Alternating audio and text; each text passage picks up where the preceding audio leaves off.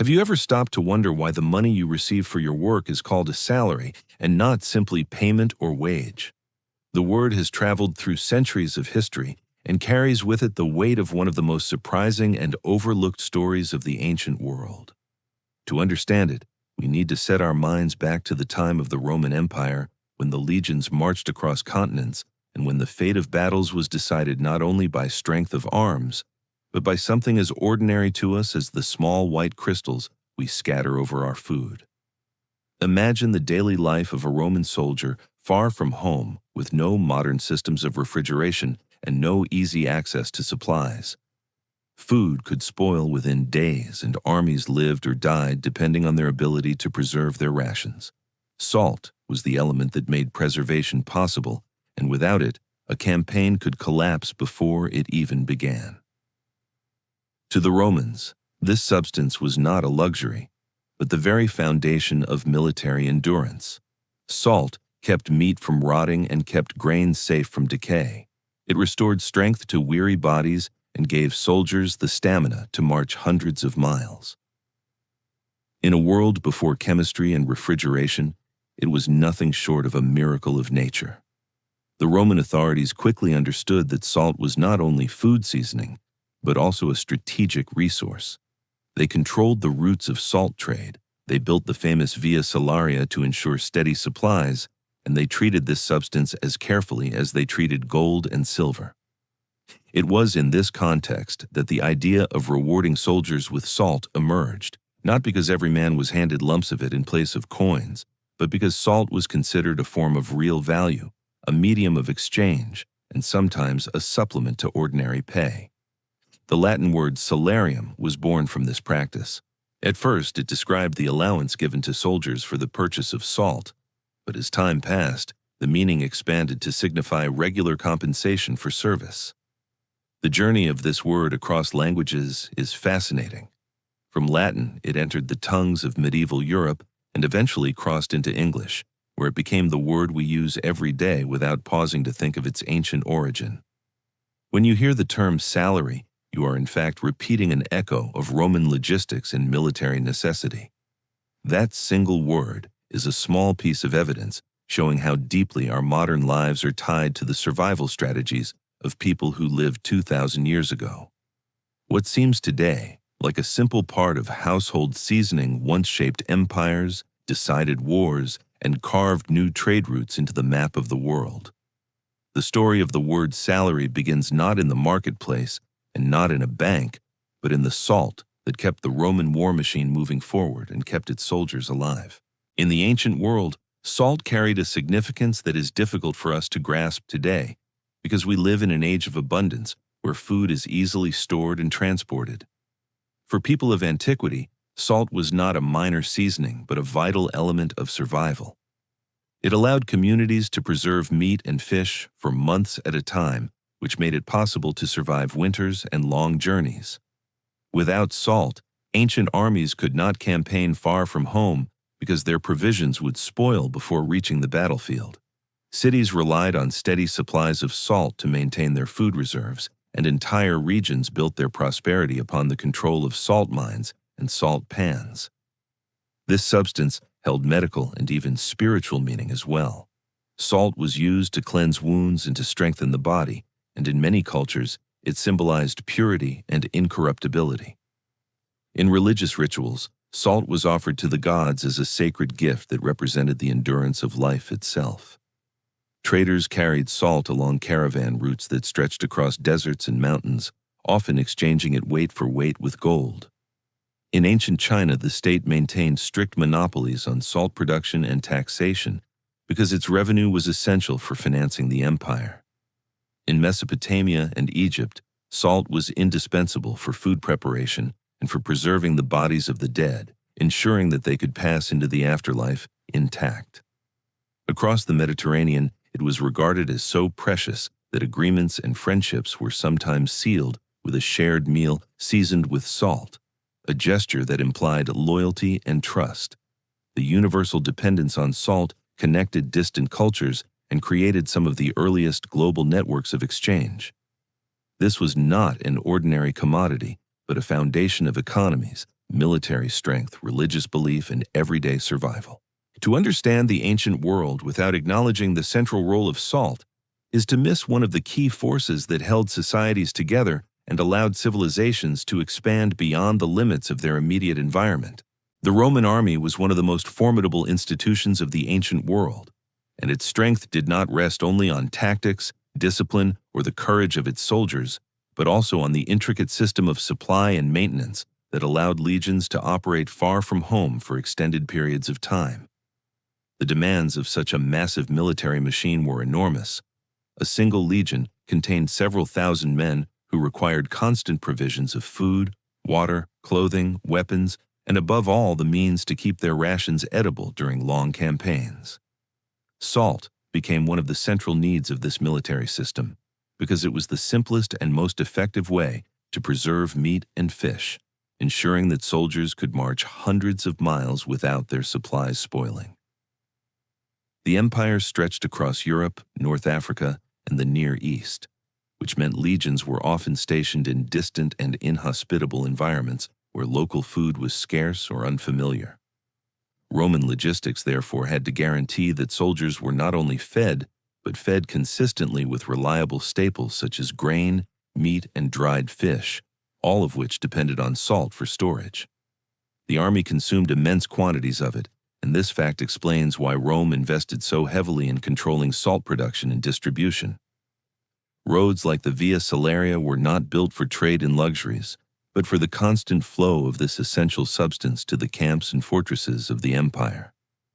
The daily life of a soldier reflected this dependence.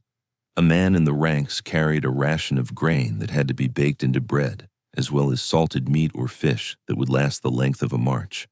Without salt, these rations would have turned foul and would have led to disease, weakness, and the collapse of morale.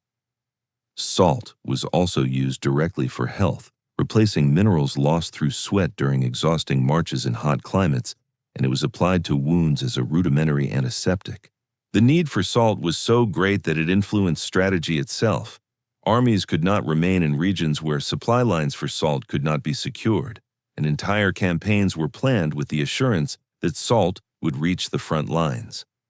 To neglect this was to invite disaster. Commanders knew that the might of Rome depended as much on steady logistical support as on the bravery of the legions, and this understanding shaped the empire's infrastructure, taxation, and administration. The soldiers themselves became associated with salt through the term salarium, the allowance originally tied to its purchase. This linguistic link reveals how deeply ingrained salt was in the identity of the Roman military. The Roman army, with its iron discipline and advanced organization, could not have functioned without it. The triumphs that expanded the empire, the long sieges that subdued cities, and the enduring presence of garrisons along the frontiers were all possible only because a steady stream of salt sustained the men who carried the eagles of Rome. The story of the word salarium begins in the Roman world, where language and daily necessity intertwined to create a term that has survived into modern speech as salary. In its earliest form, salarium referred to an allowance connected with salt, a resource that was indispensable to soldiers and citizens alike. The Roman state recognized that armies on campaign could not function without salt to preserve their provisions and to sustain the health of the men, so a special payment or stipend was created to ensure that this vital substance was always within reach. Although it is not correct to imagine every soldier literally being handed lumps of salt in place of coins, the essence of the word reflects the centrality of salt in military and economic life. The salarium was originally an additional sum of money meant to cover the cost of purchasing salt, yet as time passed, the meaning expanded to signify the regular pay given to a soldier for his service. This linguistic evolution is telling because it shows how a single indispensable commodity could give its name to the broader concept of wages. The word crossed the centuries through Latin into the Romance languages and eventually into English, where salary came to mean the fixed payment received for work. What makes the story remarkable is that a word used every day by millions of people carries within it a trace of Roman logistics and the practical challenges of maintaining legions far from home. The term salarium also illustrates the way in which language preserves the priorities of past societies. While gold and silver were the symbols of wealth, it was salt that guaranteed survival. And so the Romans created a word that immortalized its importance. Even the association of honesty and loyalty with salt in Roman culture contributed to the prestige of the word, for to be worthy of one's salt was to be worthy of one's pay. Over time, the literal connection to salt faded as currency and economies changed, but the word itself endured, adapting to new contexts while still carrying the imprint of its origin. When a modern worker receives a salary, he or she unknowingly repeats a fragment of Roman life, echoing a time when the ability to march an army, feed a city, or secure an empire depended upon the constant presence of salt. The endurance of this word is not an accident, but evidence of how language encodes history and transmits it silently across generations. It is a reminder that the very words we use to describe our daily existence often carry ancient stories within them, stories that reveal the struggles, priorities, and ingenuity of those who lived 2,000 years ago. The economic context of salt in the Roman world reveals how deeply this single commodity was embedded in the structures of power, wealth, and administration. Rome was a vast empire that required immense financial resources to sustain its armies, cities, and monumental projects, and salt played a critical role in this system. While gold and silver provided the official currency, salt often functioned as a parallel measure of value because it was universally needed and universally accepted. In regions where coinage was scarce, payments could be arranged in salt, and the state itself at times regulated salt distribution to ensure stability among the population. The production and trade of salt were carefully managed by authorities because it offered a reliable source of revenue. The Roman government either directly controlled salt works or imposed taxes on their use, ensuring that a steady flow of wealth entered the treasury. This revenue was not trivial but essential, helping to finance military campaigns and public infrastructure. Moreover, salt intersected with broader systems of economy by shaping trade routes. Roads like the Via Salaria were constructed to guarantee that salt reached both the capital and frontier garrisons, thereby linking economic growth to military strength. Merchants who transported salt could expect profit in every market they entered because the demand for it never diminished. Unlike luxury goods which catered only to elites, salt was a democratic necessity consumed by every household and every soldier. Its universality gave it extraordinary economic weight. Salt also functioned as a stabilizer in food pricing. Grain, fish, and meat, preserved with salt, had a longer shelf life and could be transported over great distances, which reduced the risk of famine and price fluctuations in crowded urban centers like Rome. In this way, salt supported the broader food economy and allowed Rome to feed its population of over 1 million inhabitants. The dependence on salt also created opportunities for exploitation. Taxes on salt could be raised during wartime, burdening common citizens and reminding them of the power the state wielded over their daily survival. Yet this same taxation provided the funds for defense and expansion, showing the delicate balance between state authority and public necessity. The salarium given to soldiers was one small reflection of this larger economic reality, tying individual compensation to a resource that underpinned the empire's prosperity. When viewed as part of the economic system, salt emerges not merely as a seasoning or preservative, but as a backbone of Roman finance and administration. Its constant demand made it as reliable as coinage, its control guaranteed political stability, and its taxation funded the very institutions that allowed the empire to endure. Thus, the economic context of salt demonstrates how a substance that seems ordinary today once stood at the very center of a civilization's survival and success. In the daily life of the Romans, salt was ever present, and its value extended far beyond the confines of the battlefield or the treasury. It was a constant companion in the kitchens of both the wealthy patricians and the humblest plebeians, because it flavored meals and transformed otherwise bland staples like bread, porridge, and boiled vegetables into nourishing food.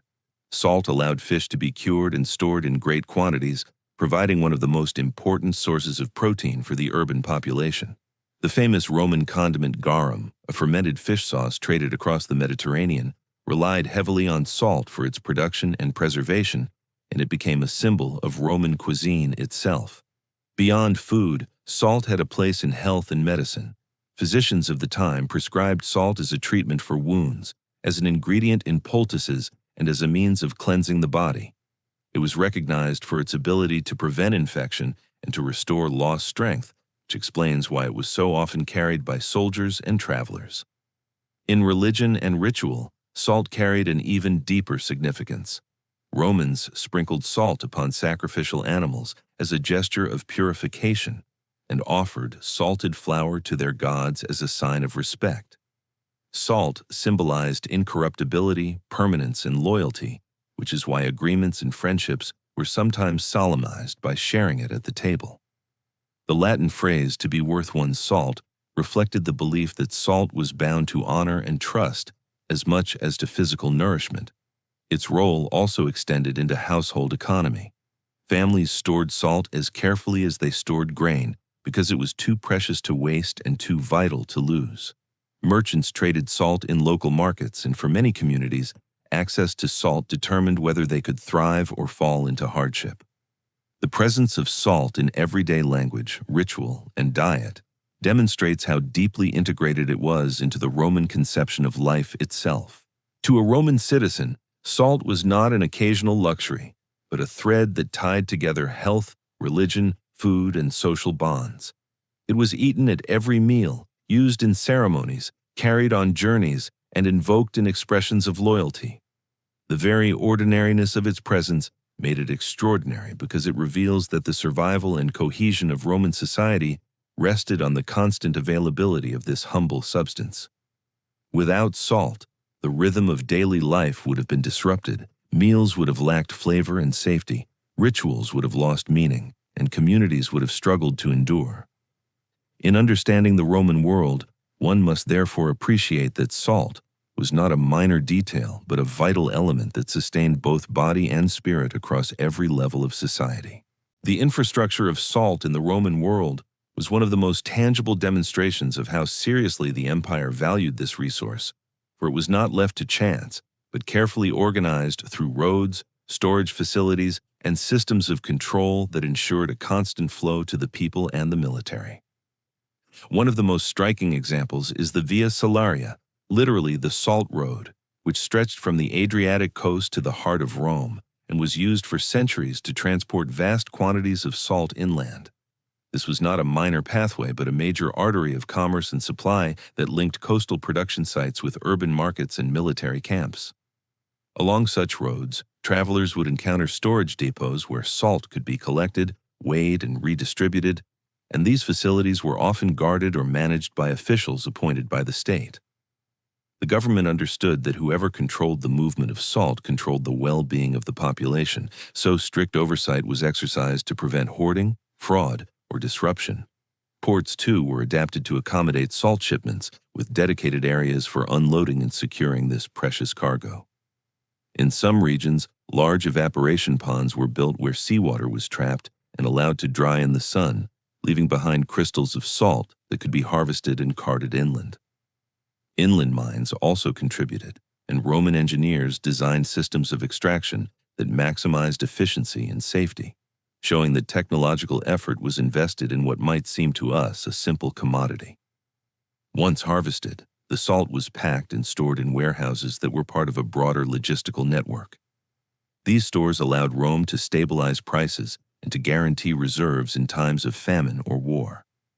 Control of these reserves gave the authorities leverage over both citizens and provinces, ensuring loyalty through the promise of supply. The infrastructure was therefore not only physical, but political. To build a road like the Via Salaria was to declare the strategic importance of salt, placing it on a level with military fortifications or aqueducts. Just as aqueducts guaranteed water for the cities, the salt routes guaranteed food preservation and military readiness. Archaeological remains of salt works, depots, and roads remind us today that salt was central to Roman planning, and they illustrate the scale of investment dedicated to it.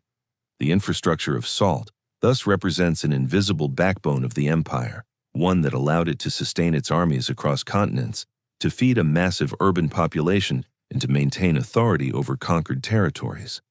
Without these roads, warehouses, and controlled production sites, the empire would have been vulnerable to shortages that could provoke unrest or military defeat.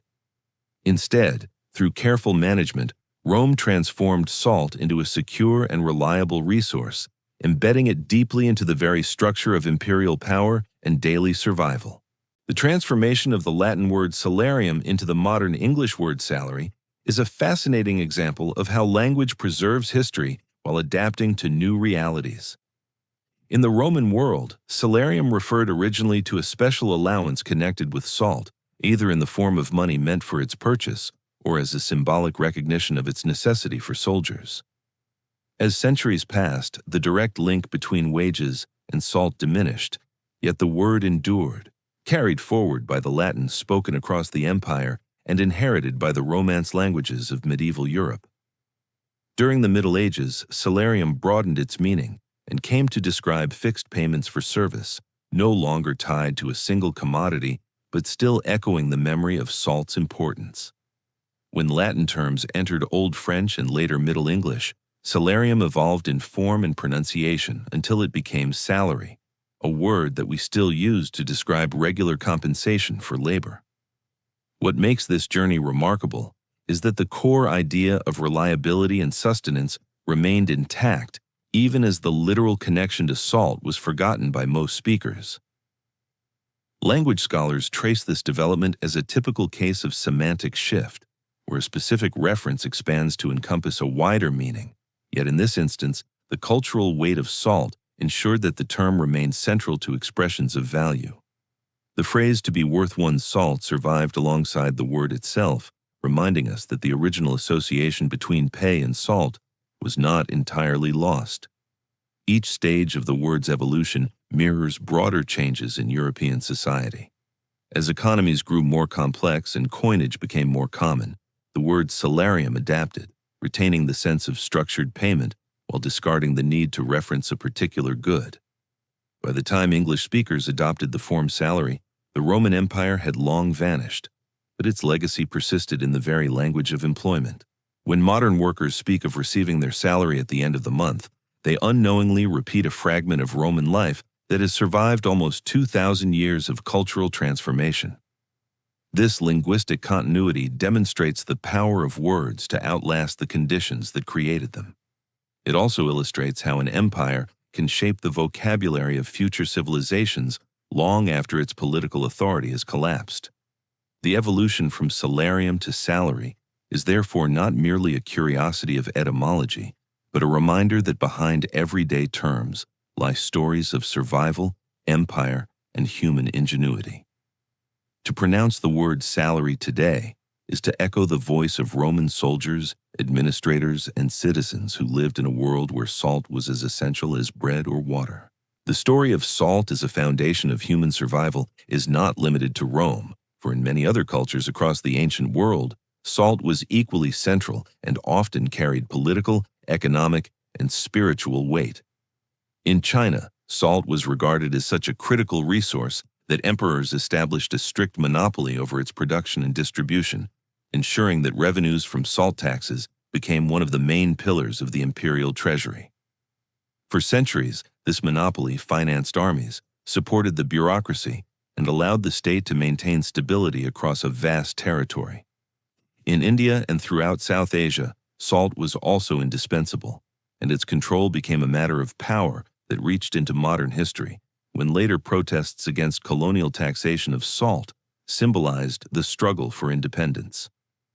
In Africa, the trade in salt was legendary, with caravans of camels carrying great slabs of it across the Sahara to exchange for gold in kingdoms like Mali. Salt there was so valuable that it could rival precious metals in worth, and possession of salt routes meant dominance over wealth and influence. In Europe beyond Rome, salt determined the prosperity of medieval towns such as Salzburg in Austria, whose very name means the city of salt. Control of salt mines and distribution centers made these towns centers of commerce and political authority. In France, centuries later, salt taxation known as the gabelle became a source of resentment that contributed to social unrest and eventually to revolution. In the Islamic world, salt also had symbolic significance, often associated with hospitality, friendship, and binding oaths, showing that its importance extended beyond material survival into the moral fabric of society. Even in the Americas before European contact, certain peoples valued salt highly and engaged in specialized production to sustain their communities and trade networks. What all these examples reveal is that salt was universally recognized as a strategic resource, not confined to any single civilization, but woven into the very structure of human societies. It shaped empires in Asia, Africa, and Europe, and its control determined the fortunes of states and the security of populations. To trace these parallels is to see a pattern repeated across continents. Wherever humans sought to settle, grow, and expand, salt became the invisible backbone of survival and prosperity. The Roman story of salarium is only one chapter in this much larger narrative of a substance that connected peoples and cultures through necessity and exchange. The consequences of salt's importance in the ancient and medieval world are astonishing, because they reveal how a simple mineral could influence events on a scale that determined the destiny of peoples and empires. Salt was never just a seasoning, but a resource that could provoke conflict, inspire innovation, and even shape the geography of settlement. In times of scarcity, salt could spark unrest among ordinary citizens whose health and survival depended upon steady access to it. Rulers who attempted to raise taxes on salt often faced resistance, for to tamper with such an essential resource was to endanger the well-being of entire populations. There are countless examples where disputes over salt turned into uprisings, demonstrating that governments ignored its significance at their peril. On the other hand, control of salt routes often guaranteed prosperity and security. Cities situated near salt pans or salt mines thrived, becoming centers of trade and culture, while those deprived of access often declined or fell under the domination of stronger neighbors. The Roman Empire itself owed much of its stability to its careful management of salt supply, and when those supply lines were interrupted, the impact was immediate on the army and on urban food distribution. In later centuries, similar patterns emerged. Wars were fought over salt-rich regions, alliances were secured through promises of salt, and revolts broke out against unjust taxation of it. Salt's preservative power meant that the rise of long-distance trade, the maintenance of large standing armies, and the growth of densely populated cities were all possible in ways they would not have been without it. Even cultural expressions reflect these consequences. Phrases such as being worth one's salt or breaking bread with salt reflect not only linguistic creativity, but also the lived reality that salt was tied to value, trust, and survival. When we describe salt as capable of shaping the outcome of wars or the fate of kingdoms, we are not exaggerating, but acknowledging that the control of this mineral could tip the balance of power just as surely as the possession of gold, silver, or fertile land. The broader consequence of salt's role is that it reminds us how civilizations are built not only on monumental architecture or celebrated leaders, but also on the humble yet indispensable materials that sustain life day by day. In this sense, salt stands as a symbol of how the smallest and most ordinary of substances can wield the greatest influence, deciding victories, fueling economies, and leaving traces in the very words we continue to speak today. When we reach the conclusion of the story of salt and its connection to the word salary, we begin to see how something so simple and so common today once held the power to determine the very survival of empires. The Roman experience shows that salt was not just a seasoning or a preservative, but a foundation upon which armies marched, cities thrived, and economies flourished. The term salarium, which has endured in our modern word salary, is a linguistic monument to this reality, a reminder that the concept of regular payment and stability was born from the necessity of securing salt for the legions. Looking across the ancient and medieval worlds, we see parallel examples in China, Africa, India, and Europe, where salt played roles just as profound, shaping taxation systems, trade routes, and even revolutions. The broader consequence of this history is the recognition that the forces that shape civilizations are often not the grand and glamorous elements we expect, but the modest and indispensable ones we overlook. Today, when a person receives a salary at the end of the month, few pause to think that this everyday transaction carries within it an echo of Rome and the lifeblood of its legions. Yet to understand this connection is to understand that our modern world is built on the legacy of countless generations who fought, traded, and labored for access to salt. It is to recognize that words preserve history in ways we often do not notice, transmitting across centuries the struggles and achievements of those who came before us. To reflect on this story is to see that the survival of one of the greatest empires in history was intertwined with the same substance we casually sprinkle on our dinner today. The question that remains for us is what our own indispensable resources are, the ones so fundamental that future generations might look back and find them preserved in the very language of daily life. Salt reminds us that civilization rests on fragile but essential foundations, and that the simplest of things can carry within them the power to shape the destiny of nations.